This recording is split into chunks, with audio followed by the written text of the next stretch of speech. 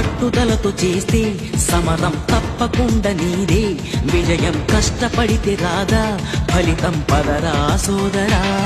నీ ధైర్యం తోడై ఉండగా ఏ సాయం కోసం చూడక, నీ ధ్యేయం చూపే మార్గంలో పోరా సూటిగా.